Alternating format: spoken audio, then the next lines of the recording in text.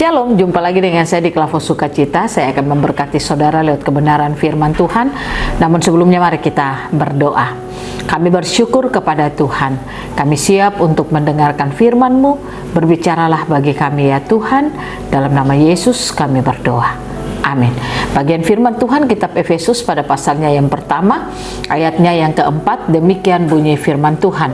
Sebab di dalam Dia Allah telah memilih kita sebelum dunia dijadikan, supaya kita kudus dan tak bercacat di hadapannya.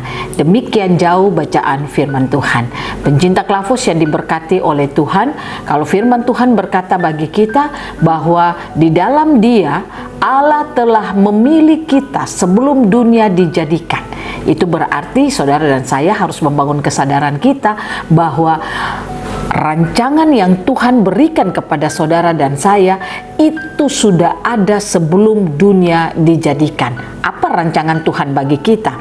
Kejadian 1 ayat 26 dikatakan, Allah berkata kepada Yesus yang adalah firman dan kepada Roh Kudus, marilah kita menjadikan manusia segambar dan serupa dengan kita. Dan ketika dikatakan di dalam ayatnya yang ke-28, tujuan dari segambar dan serupa supaya manusia itu berkuasa dan memerintah di bumi ini. Nah, itulah rancangan Tuhan bagi saudara dan saya. Itu berarti bahwa saudara dan saya hidup di bumi hanya untuk melakukan rancangan Tuhan dalam hidup kita, yaitu berkuasa dan memerintah. Berkuasa dan memerintah bukan kepada orang, kepada suami, kepada istri, kepada anak-anak, tetapi berkuasa dan memerintah atas situasi, keadaan apapun yang kita alami.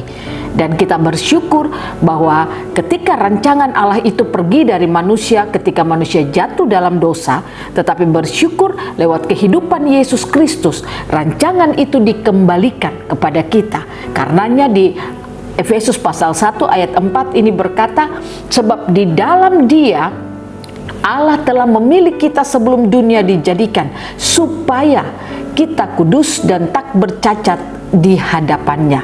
Saudara dan saya sebagai orang-orang pilihan, kita dipilih Tuhan untuk hidup pada rancangan Tuhan. Kalau saudara dan saya hidup pada rancangan Tuhan, maka saya percaya kita akan hidup di dalam kekudusan. Artinya saudara dan saya akan mampu hidup berada dalam kebenaran, melakukan kebenaran, berpikir tentang kebenaran, dan melakukan kebenaran di sepanjang perjalanan hidup kita. Kenapa orang hidupnya bermasalah?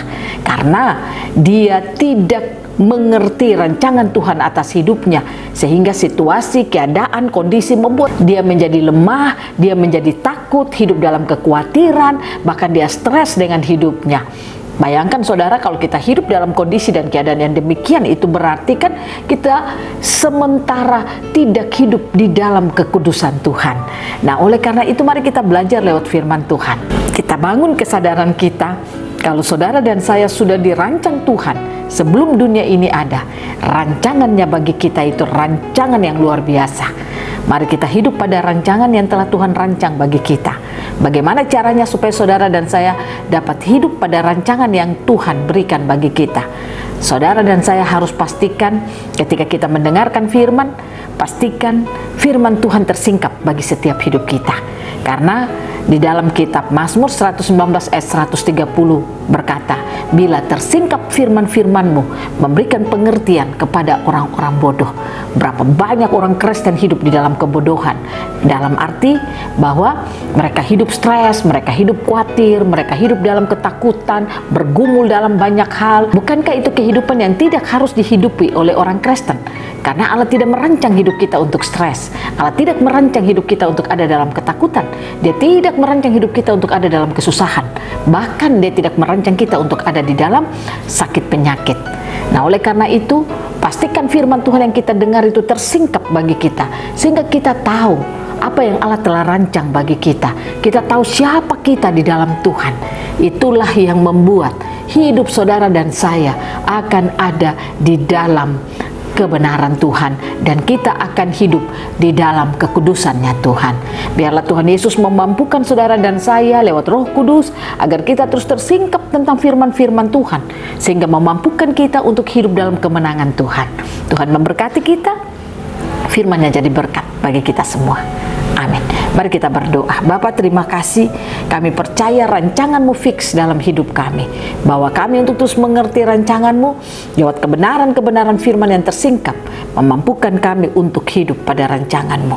Roh Kudus, tolong kami selalu agar kami terus berjalan dari kekuatan Tuhan kepada kekuatan Tuhan. Amin. Shalom. Tuhan berkati kita semua.